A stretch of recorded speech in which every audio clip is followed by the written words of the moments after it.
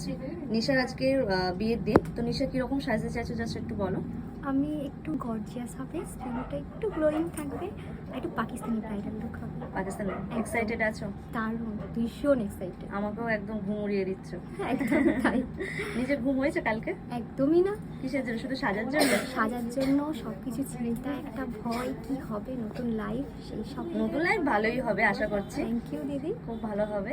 সাজার জন্য কি বেশি একটু বেশি? একদম একদম, এটাই আগ্রহ যে কি হবে সেটাই দেখার বিষয়। খুব সুন্দর লাগবে আশা করছি, তোমাকে খুবই মিষ্টি দেখতে আর আরো সুন্দর লাগবে। ওকে, কমপ্লিট লুক দেখা যাবে। তো আজকে আমার মিষ্টি ব্রাইডের কথা শুনে নিলে কীরকম সাজতে হয়েছে, পাকিস্তানি ব্রাইডের মতন গর্জেস লুক। তো এই রকম গর্জেস লুক পেতে গেলে তাহলে ড্রেসটাও সেই রকম হওয়া চাই, তাই না?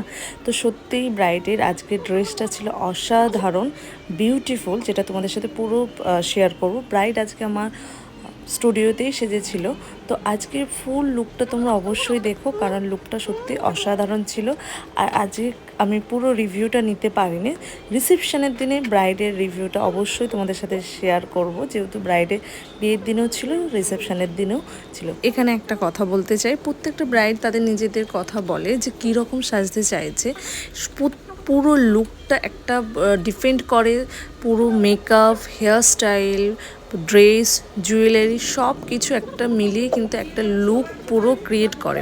সেই জন্য আমি সেই রকম সাজালাম, বা ড্রেসটা যদি সেই রকম না হয় সেখানে কিন্তু সেই রকম লুকটা পুরোপুরি ফুটিয়ে তোলা যায় না, তোলা যায় জাস্ট সামান্য।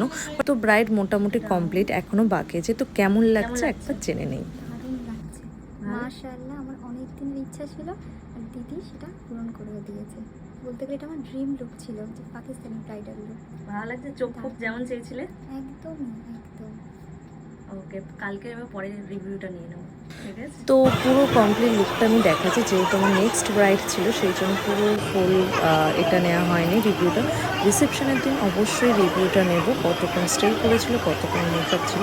ওভারঅল দেখাচ্ছে পাকিস্তানি ব্রাইড, এটা গোল্ডেন জুয়েলারির উপর থেকে, যে ড্রেসটা তো অসাধারণ ছিল। এটা সাইড কাটিংয়ের উপর থেকে করেছিল, লাইন্সের উপর থেকে।